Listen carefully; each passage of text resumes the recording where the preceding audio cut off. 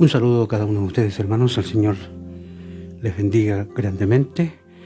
Estamos entonces una vez más a la luz de las Escrituras en un tiempo de nuevamente de exhortar un poquito la palabra. Estamos, hermanos, en Hechos capítulo 3, segunda parte.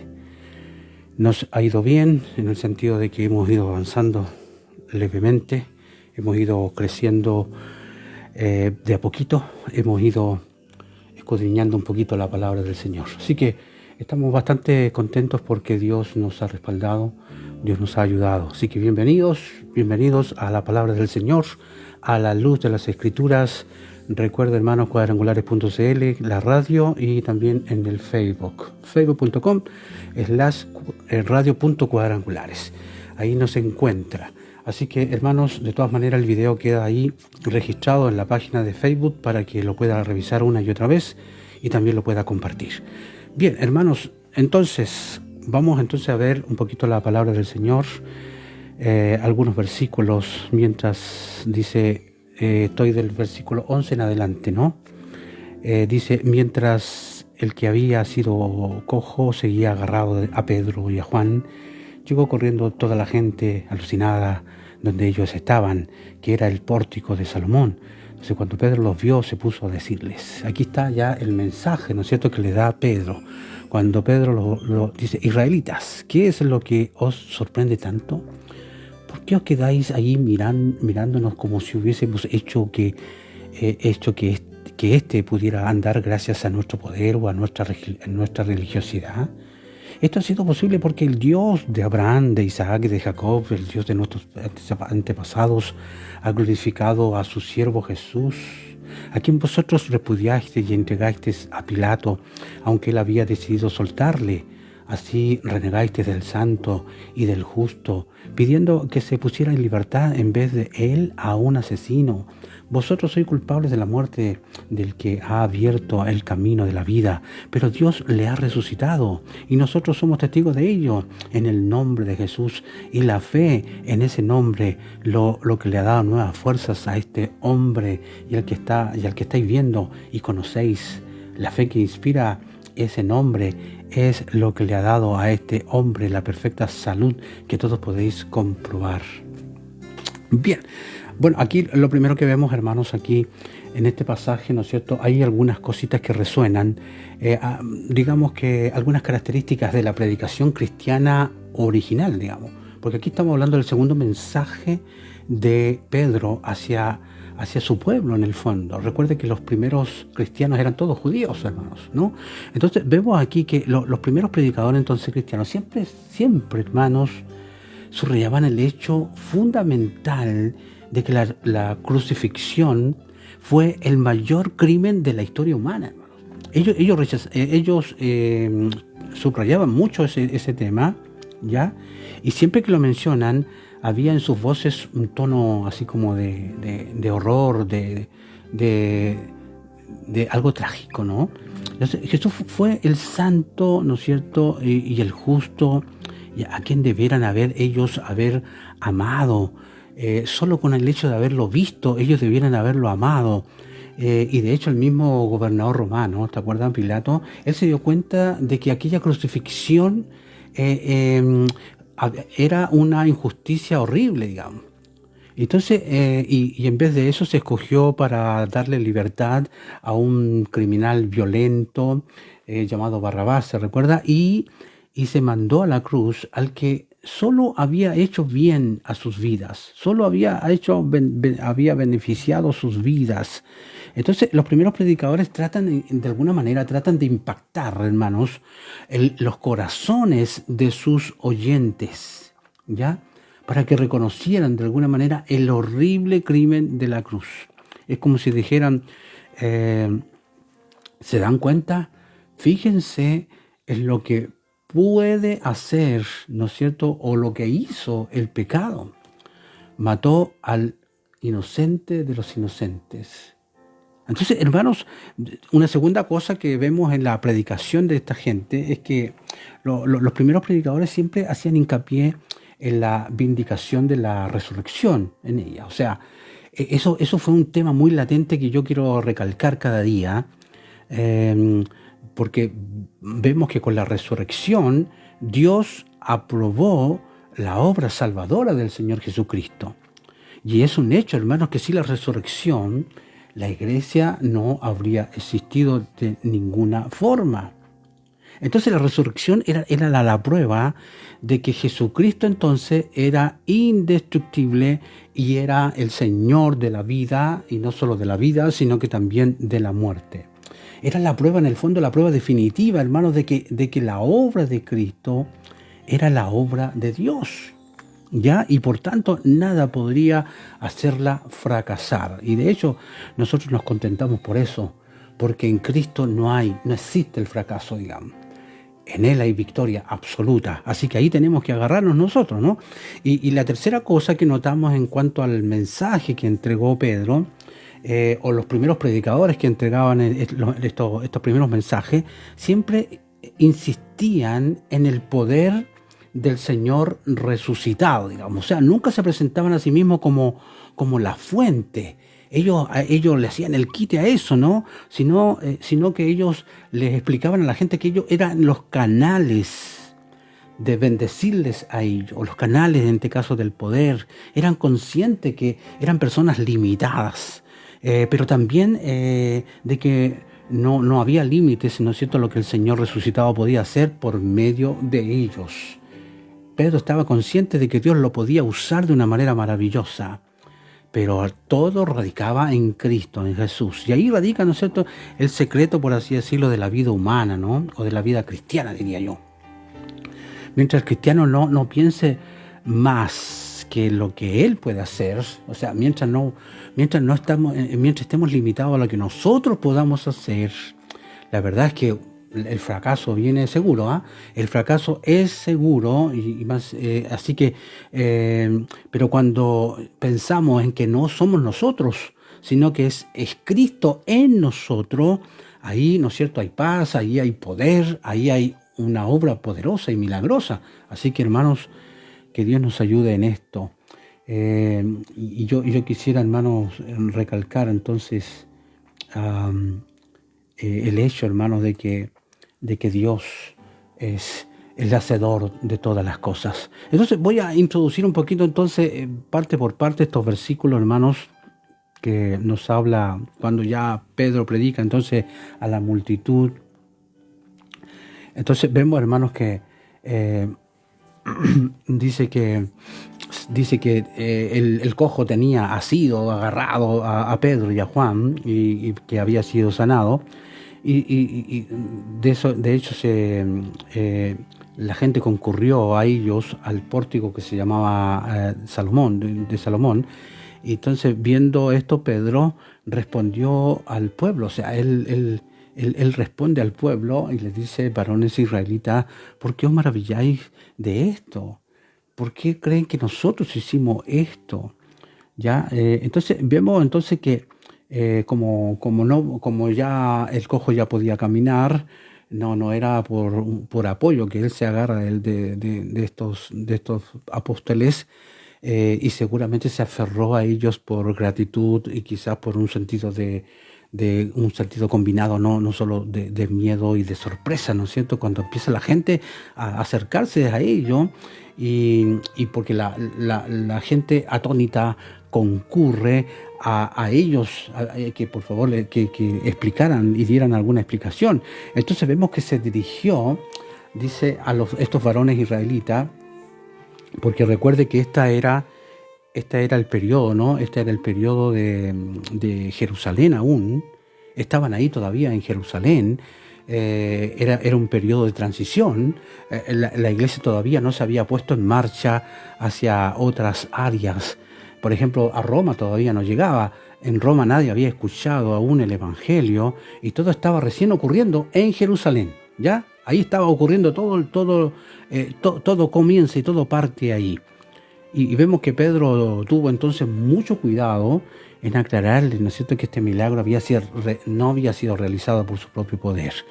Entonces, y vemos entonces que Pedro dirigía la atención de sus oyentes judíos, recuerde que eran solamente oyentes judíos en ese minuto, y los dirige hacia el Antiguo Testamento, ¿ya? Y obviamente les pide que se volvieran a Dios y que las profecías que habían sido dadas en el Antiguo Testamento se podrían comenzar a cumplir.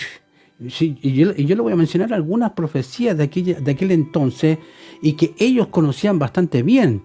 Por ejemplo, el profeta Zacarías en el capítulo 12 de su profecía, versículo 12:10, dice: pero sobre la casa de David y los habitantes de Jerusalén derramaré un espíritu de gracia y de oración. Mirarán hacia mí, a quien traspasaron, y llorarán como se llora por el hijo unigénito, y se afligirán por él como quien se aflige por el primogénito.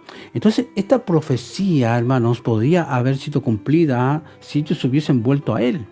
Sin embargo, no fue cumplida porque la nación no aceptó al Señor Jesús en aquel entonces, no lo recibió de ninguna manera. Entonces no se arrepintieron, no se volvieron a él, y lo que Pedro estaba haciendo era, en el fondo, era rogarles que se volvieran al Señor, ¿ya? Pero se negaron, hermanos. Ese es el gran problema. Se negaron, hermanos, a reconocerlo, a arrepentirse, de modo entonces de que ahora y seguramente ya va a llegar en alguna oportunidad futura de esta profecía se va a cumplir, ¿no? Esta profecía de Zacarías, ¿ya? Entonces incluso vemos cómo Ezequiel escribe más adelante. Dice: y pondré de vosotros mi espíritu, y haré que andéis en mis estatutos, y que guardéis mis preceptos, y los pongáis por obra, ¿ya? Y habitaréis en la tierra que di a vuestros padres, y vosotros seréis mi pueblo, y yo seré vuestro Dios. Y incluso el profeta Isaías, en el capítulo 12 de su profecía, vemos que dijo lo siguiente: en aquel día dirás: cantaré a ti, Jehová, pues aunque te enojaste contra mí, tu indignación se apartó y me has consolado. He aquí, Dios es mi salvación, me aseguraré y no temeré, porque mi fortaleza y mi canción es el Señor, quien ha sido salvación para mí. Y anteriormente se podría mencionar Isaías 35:6, donde se anunciaba que el cojo saltaría como un ciervo. También, y de hecho leemos también el versículo 35:10 de Isaías, cuando dice: y los redimidos por el Señor volverán a Sión con alegría, y habrá gozo perpetuo sobre sus cabezas, tendrán gozo y alegría, y huirán la tristeza y el gemido. Entonces, obviamente, ellos tendrían que haber comprendido lo que sucedió con este cojo, esto que estaban observando, esto que estaban viendo. En el fondo era como una miniatura, era como una descripción, hermanos, del estado espiritual de toda la nación. ¿Te fijas lo que estaba sucediendo? Entonces, si ellos se hubiesen vuelto a Dios, todas estas promesas habrían sido cumplidas. ¿Sí? Claro. Entonces, viendo esto, Pedro entonces respondió, hermanos, al pueblo. Pedro sabiamente aprovechó entonces la multitud que estaba reunida, y aún así, fíjate que Pedro sabía que el fenómeno del milagro en sí mismo no atraía a nadie a Jesús. O sea, en el fondo lo que hacía en los milagros llamaba la atención, despertaban el interés. Aunque el pueblo estaba atónito, todavía no eran salvos. ¿Te fijas lo que hacen los milagros? Entonces, esto podría haber sido un buen momento para compartir un testimonio, ya que el hombre sanado ciertamente tuvo una gran experiencia, pero Pedro sabía que la multitud necesitaba oír. Acuérdense que la fe viene por el oír. Y aún más, hermanos, que esta experiencia del hombre sanado era el Evangelio de Jesucristo, y era un llamado al arrepentimiento y a creer. Por eso es que es tan importante que nosotros hablemos la palabra, que nosotros prediquemos de la palabra, prediquemos a Cristo, porque esa es la que es el trabajo, la que hace la conversión a través del Espíritu Santo, no los milagros, hermanos. Sin embargo, creemos en ellos. ¿Te fijas el detalle? Creemos en ellos. Entonces, el hombre sanado, hermanos, aún no sabía lo suficiente como para compartir un testimonio o un mensaje, así que Pedro perdón, Pedro fue el que habló, y Pedro sabía que la fe salvadora, vuelvo a repetir eso, la fe salvadora, hermanos, no venía al ver o escuchar sobre milagros, sino que la fe es por el oír, y el oír la palabra de Dios. Romanos capítulo 10, verso 17, eso dice ahí, ¿no? Entonces, aquí notamos, hermanos, ya notamos entonces cuando ya en los versículos 13 al 15, Pedro predica acerca de Jesús, ¿no?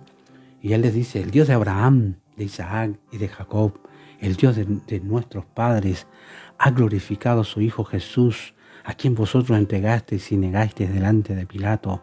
Entonces hay que destacar que Simón Pedro nunca predicó un sermón sin hacer mención de la resurrección de Jesús, ni tampoco lo iba a hacer más adelante Pablo, pero desafortunadamente ya en la actualidad, fíjate el detalle, hay muchos sermones que han sacado y dejan de predicar esto de la resurrección. No se nos olvide que ahí está, está la clave, ¿no? Hay que seguir predicando al Cristo resucitado. Cuando habla, dice, el Dios de Abraham y de Isaac y de Jacob, al empezar con esta referencia a Dios, Pedro le pone en claro que les hablaba sobre el Dios de Israel. O sea, le estaba hablando del Dios que ustedes siempre han conocido, el Dios representado en las escrituras hebreas. Eso le está diciendo. Entonces, hermanos, la grandeza entonces del sermón de Pedro es que se trataba completamente de Jesús. El enfoque del sermón no estaba en Pedro ni en algo que él hizo, sino todo estaba en Jesús. Entonces, lo primero que dijo Pedro acerca de Jesús en este sermón llamó la atención y la idea de que Jesús era el siervo perfecto del Señor, y que se menciona muchas veces en las escrituras hebreas, como en Isaías 42, 52, 53. El concepto, fíjate que del siervo del Señor era muy conocido por el pueblo de Israel, debido a muchos versículos que aparecen sobre todo en el libro de Isaías, ¿ya? Entonces dice, ¿a quién vosotros entregaste y negasteis?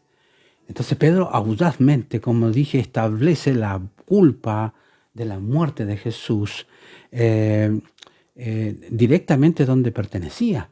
De hecho, Pilato, el gobernador romano, había resuelto ponerle en libertad, pero la multitud insiste en la crucifixión de Jesús. Y esto no significa que solo el pueblo judío en ese día fue responsable entonces de la muerte de Jesús. También los romanos gentiles, porque ellos eran romanos gentiles, también fueron responsables.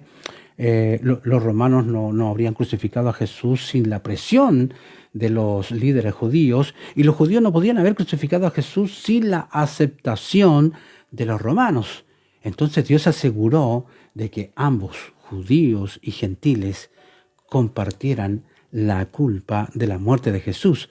Entonces, de hecho, no fue, hermanos, no fue la intriga política o la circunstancia las que pusieron a Jesús en la cruz.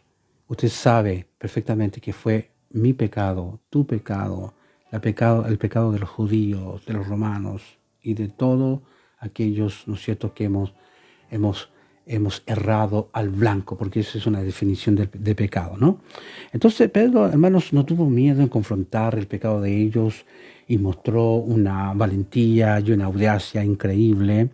De hecho, hermanos, hay algunos escritores, como Morgan, por ejemplo, dice, hermanos, que el milagro de la predicación de Pedro fue mucho más maravillosa, hermanos, que el milagro de la sanidad del hombre que estaba ahí apostado a la puerta, la hermosa, ¿no?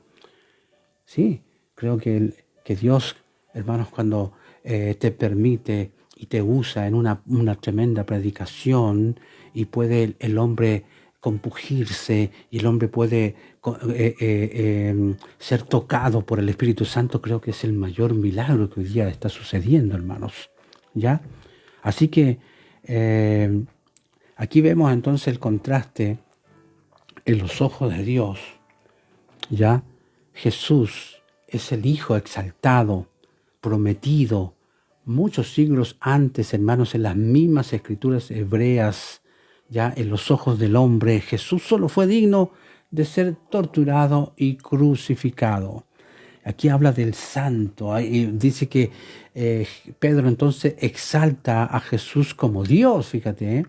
Y el término santo se usa más de 40 veces, hermanos, en el Antiguo Testamento, como un título glorioso, como un título alto para Yahweh, en este caso, para el Señor del Antiguo Testamento, el Dios del pacto de Israel. Entonces, cuando Pedro habló del pecado, usó términos para significar ustedes varias veces en el sermón del Pentecostés. Solo he registrado que haya hablado así una sola vez, ¿ya? Pero aquí habla de entregar, que negaste al santo, al justo, y pediste que se os diese un homicida, y mataste al autor de la vida. Entonces, hermanos, y obviamente el autor de la vida no podía quedarse en la tumba. Los apóstoles habían sido testigos entonces de la increíble y poderosa resurrección que fue el Señor Jesús. Entonces el versículo 16 dice, por la fe en su nombre, a este que vosotros veis y conocéis, le ha confirmado su nombre, y la fe que es por él ha dado a este esta completa sanidad en presencia de todos vosotros. O sea, en esencia Pedro estaba diciendo ahora, ¿no veis aquí que este hombre saltando es un ejemplo viviente de lo que sucederá en el reino? Y aquí la pregunta en sí, ¿no es cierto? Aquí la pregunta es si vosotros queréis que el Mesías regrese o no. Estamos hablando de lo que le decía a los oyentes, Pedro. ¿Queréis recibirle entonces ahora? ¿Quieres recibirle ahora? Ya, por la fe en su nombre. ¿Te fijas lo que hablaba? Pedro dijo en el nombre de Jesús, ya que este hombre había sanado. Y esto significa más de lo que dijo Pedro. Dijo, cuando habla de en el nombre de Jesús, significa que Pedro conscientemente hizo esto con la autoridad y el poder de Jesús, no en la autoridad ni en el poder de su persona.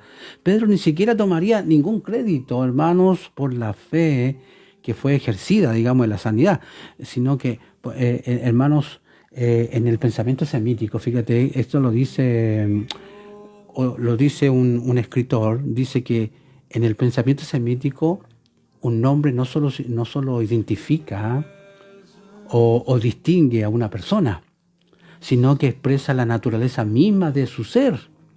Por lo tanto, el poder de la persona está presente y disponible en el nombre de la persona. Entonces, cuando hablamos por la fe en su nombre, cuando el pueblo de Dios realmente hace bien, ya en este mundo, ellos lo hacen por la fe en su nombre. O sea, ya no estamos confiando en ninguna otra cosa más. Ya no confiamos en nuestras buenas intenciones, en los talentos, en los dones o algún recurso material. Ya ni tampoco en algún tipo de reputación o algún éxito, ¿no? O algún trabajo duro o inteligente. En cambio, siempre debemos confiar, ¿ya? Cuando hacemos bien, cuando bendecimos a alguien, por la fe en el Hijo de Dios, por la fe en Cristo. Entonces ya los versículos 17 y 18, explicando un poco los sufrimientos de Jesús, vos ahora, hermanos, sé que por ignorancia lo habéis hecho, como también vuestros gobernantes, pero Dios ha cumplido así lo que había antes anunciado por boca de todos sus profetas, que Jesucristo había de padecer. Entonces aquí Pedro les habló, hermanos, con mucha osadía acerca de su pecado. Y obviamente no les está mostrando odio. Él no les dijo, bueno, ahora ustedes mugrosos o asquerosos o hombres pecadores, miserables. Él todavía se relacionaba con ellos como hermanos. O sea que en este caso Pedro, hermanos, les había acusado 2 veces de negar a Jesús, algo que también él mismo había hecho, ¿ya? Y él le dice, sé que por ignorancia lo habéis hecho. Entonces Pedro reconoció que pedían la ejecución de Jesús, ¿no es cierto?, en ignorancia, ¿sí? del plan eterno de Dios. Y esto no los hizo inocentes, ¿no? Pero se definió cuidadosamente la naturaleza de su culpa. Entonces, hermanos, si pecamos en ignorancia, sigue siendo pecado. Pero es diferente del pecado hecho con pleno conocimiento, ¿no? Entonces, hermanos, a pesar de todo, el mal que hicieron a Jesús no cambió ni derrotó el plan de Dios. Dios puede tomar la maldad más horrible y usarla para beneficio. José pudo decir a sus hermanos: vosotros pensasteis mal contra mí, mas Dios lo encaminó a bien, ¿ve? Para hacer lo que vemos hoy, para mantener la vida a mucho pueblo. Eso lo dice Génesis 50:20. Entonces, el mismo principio estaba obrando en la crucifixión de Jesús y está obrando hoy día en nuestras vidas. Más a los que aman a Dios, todas las cosas les ayudan a bien. Así que a poner toda nuestra confianza en el Señor, porque todo lo que venga, todo lo que podamos vivir, todo lo que podamos pasar, de alguna manera nos bendice, ¿ok? Entonces, hermanos, Pedro entonces allá al final ya llama al arrepentimiento. Así que arrepentíos, dice, y convertíos, para que sean borrados vuestros pecados, para que vengan de la presencia del Señor tiempos de refrigerio. Y Él envía a Jesucristo, que os fue antes anunciado, a quien de cierto os es necesario que el cielo reciba hasta los tiempos de la restauración de todas las cosas, de que habló Dios por boca de sus santos profetas, que han sido desde tiempo antiguo. Entonces, ahora, si hubieran aceptado a Jesús, la pregunta es, ¿habría regresado Jesús a la tierra? La respuesta es sí. Pedro dijo que habría regresado.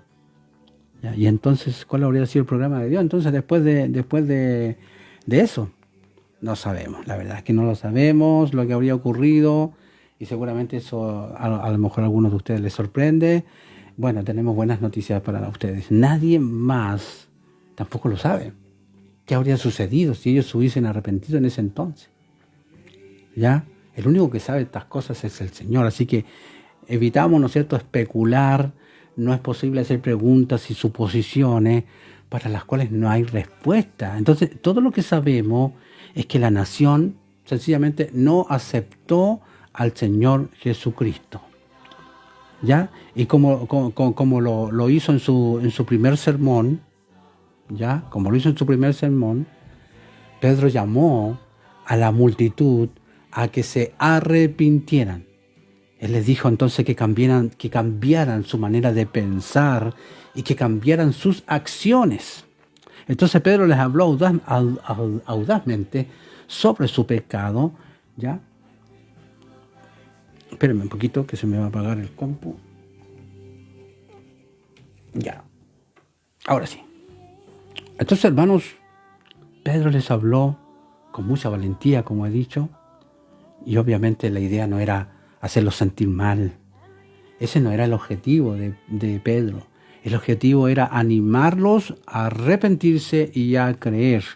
Entonces, el arrepentimiento, hermanos, no es la idea que se sientan tristes, sino describe el hecho de darse la vuelta, ya, de cambiar de dirección, ya como lo usó en el capítulo 2. Aquí también Pedro hizo que arrepentido fuera una palabra de esperanza, ya, y le dijo que habían hecho mal, pero que podían dar la vuelta y estar ahora en comunión, y ahora podrían estar en una relación correcta con Dios. Entonces podemos ver, hermanos, cuando dice, y convertíos, Pedro sabía la necesidad de la conversión, ¿sí? De la obra de Dios en traernos vida nueva. Entonces, ser un cristiano es ser una nueva criatura en Cristo, ¿ya? Y ahí ocurre un milagro increíble, hermanos, que Dios transforma nuestro ser interior. De hecho, Boyce, por ejemplo, un escritor, dice que convertidos sería mucho mejor traducido, dice que en el fondo es volver hacia Dios. Y aún mejor, huid a Dios. Eso es convertidos. Volver a Dios, huir hacia el Señor Y aquí conecta esto con la imagen de las ciudades de refugio, ¿ah? En el Antiguo Testamento. Y piensa entonces que Pedro les dijo que huyeran a Jesús como un lugar de refugio. Y eso es Jesús, un lugar de refugio para nosotros. Así que nosotros cuando nos arrepentimos, cuando nos convertimos, eso hicimos, huimos hacia Cristo. ¿Te fijas el detalle? Entonces, dice, para que sean borrados vuestros pecados. Sí, este era el primer beneficio, ¿ah? Del arrepentimiento que Pedro les presentó, hermanos. El que se arrepiente y se convierte, obviamente, ¿qué pasa? Les son perdonados sus pecados. Y obviamente todo su prontuario es borrado, hermanos. Y esta idea de borrado tiene la idea de una tinta, hermanos, en un documento. Antiguamente, en el mundo antiguo, no tenía ese ácido que se pegaba al papel. Casi siempre podía ser lavada con un trapo o una esponja, algo húmedo. Entonces Pedro dijo que Dios borraría todo el pecado de esa manera. ¿Ya? Entonces, ¿para qué?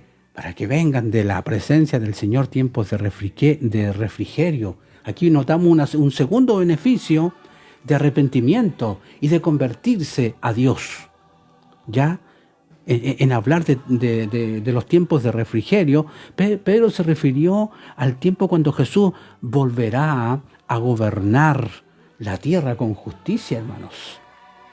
Entonces Pedro hasta dijo, el Señor, ¿no es cierto?, envíe a Jesucristo. Y así, ¿no es cierto?, implicando que si el pueblo judío se arrepentiera, Dios el Padre enviaría a Jesús para que regresara en gloria. Entonces Pedro hizo claro que Jesús permanecería en el cielo hasta los tiempos de la restauración de todas las cosas.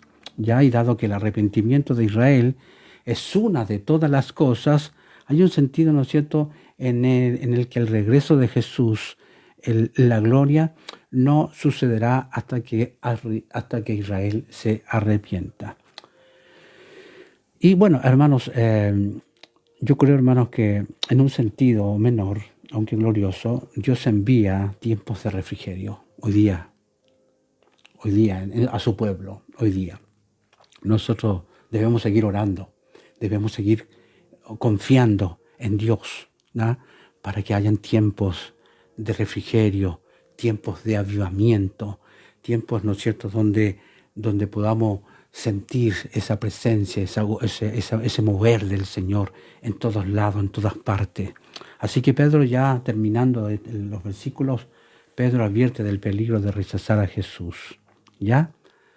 Porque Moisés dijo a los padres, el Señor vuestro Dios os levantará profeta de entre vuestros hermanos como a mí. A él oiréis en todas las cosas que os hablé. Y toda alma que no oiga a aquel profeta será desarraigada del pueblo. Y todos los profetas desde Samuel en adelante, cuantos han hablado, también han anunciado estos días. Vosotros sois los hijos de los profetas y del pacto que Dios hizo con nuestros padres, diciendo a Abraham, en tu simiente serán benditas todas las familias de la tierra.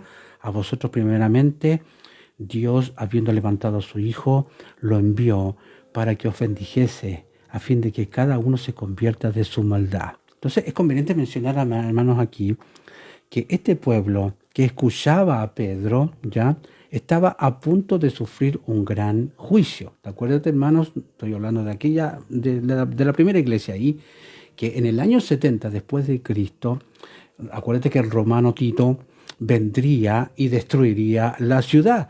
Y se calculó, ¿no es cierto?, que más de 1 millón de personas perecieron y que los demás fueron vendidos a la esclavitud por todas partes del Imperio Romano, ¿ya? Entonces, verdaderamente, el juicio vino sobre estas personas.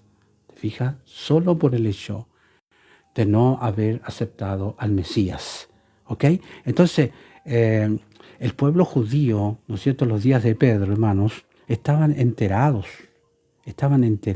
de esta profecía que había hecho de Moisés, que estaba registrada, ¿no es cierto?, en Deuteronomio 18. pero algunos pensaban que el profeta sería alguien diferente al Mesías. Ese era el problema. Y Pedro dejó en claro que no son uno, que en este caso son uno y lo mismo. Entonces, hermanos, la destrucción prometida en la profecía se iba a convertir, hermanos, en el legado de esta generación de judíos. Muchos de esta generación, ¿no es cierto? Ciertamente no todos, rechazaron a Jesús más de una vez. Amén. Y esta es la tercera bendición que viene de arrepentirse y volver a Dios. Ser librado del juicio, hermano. Ser librado del juicio prometido. Y dice, hermanos, y aquí vemos escondida en la idea de la promesa a Abraham. Dice, cuando dice, y serán benditas todas las familias de la tierra, ¿ya? Y en las palabras, a vosotros primeramente, está el tema no desarrollado, ¿no es cierto?, de la extensión del evangelio a todo el mundo, incluso a los gentiles, ¿ya? Entonces, esta es lo envío para que os bendijese. Lo envió para que os bendijese a fin de que cada uno se convierta de su maldad.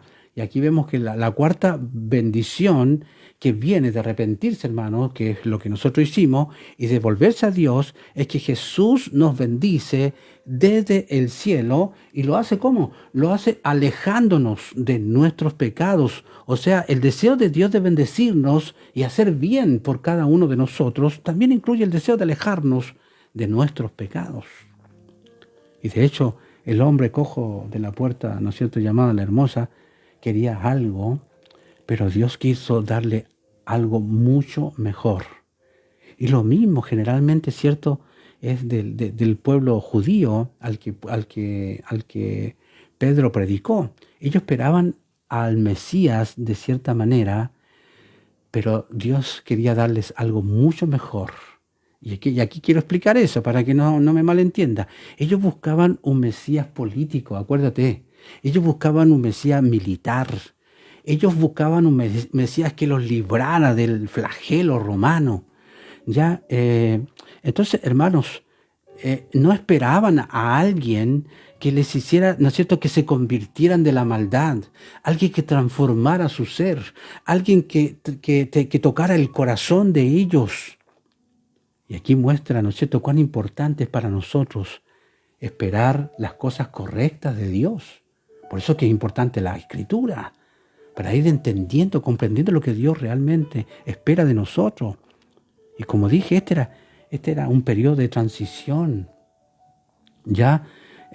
Y obviamente les fue dada la oportunidad final para aceptar al Mesías, pero como rechazaron la ocasión para aceptarlo, más tarde, entonces, ¿qué es lo que hace Pablo? Se presentaría como el apóstol a todo el resto de las naciones no judías.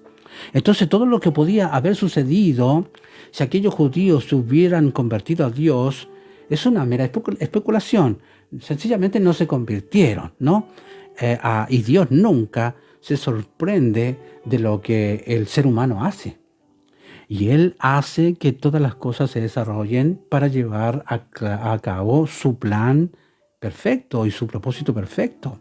Entonces, hermanos, el relato bíblico no especifica en realidad la respuesta individual de los oyentes del discurso de Pedro que hemos considerado, ¿no es cierto?, pronunciado, ¿no es cierto?, en este caso en la parte del templo llamado el Pórtico de Salomón. Ahí fue pronunciado el sermón, y a pesar, ¿no es cierto?, del paso de los siglos, hoy Dios invita de muchas maneras a los seres humanos, ¿cierto?, que se vuelvan, a que cambien de dirección, a que se conviertan. Y en la actualidad, muchas personas, hermanos, no se encuentran precisamente buscando a Dios, sino todo lo contrario.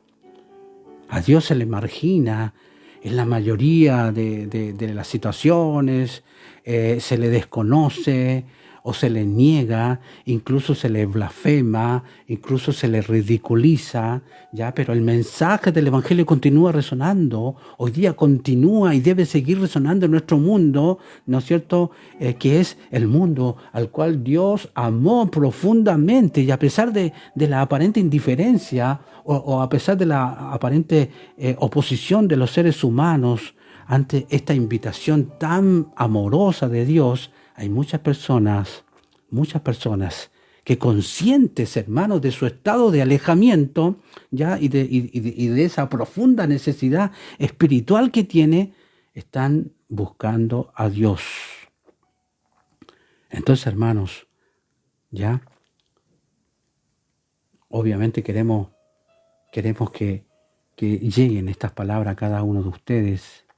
Cuando Pablo, por ejemplo, pronunció unas palabras en el Areópago de Atenas, ya el Consejo del Areópago ya era la institución más venerable de la ciudad y que tenía jurisdicción en asuntos de moral y de religión. El incidente se encuentra relatado, ¿no es cierto?, justamente en este libro de los Hechos, y obviamente lo vamos a examinar más adelante, pero hoy recordamos especialmente las palabras de Pablo a los griegos, ¿ya? Que era una palabra oportuna para la época en que vivimos. Y dijo así: pero Dios,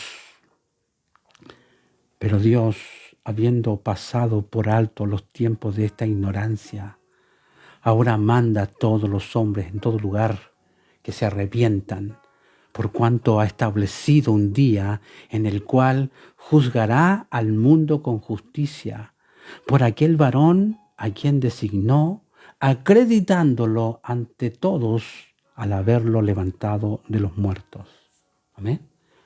Hermanos, que esta sea una rica palabra que les ayude, que les bendiga, que usted la pueda repasar y la pueda pronunciar a otros, que pueda enseñar a otros a que sin arrepentimiento, sin conversión, no hay ninguna posibilidad. Así que, hermanos, un abrazo, Dios les bendiga, que Dios sea con cada uno de ustedes. Nos encontramos entonces ya la próxima semana. Un fuerte abrazo a cada uno de ustedes, familia en el Señor. Gracias.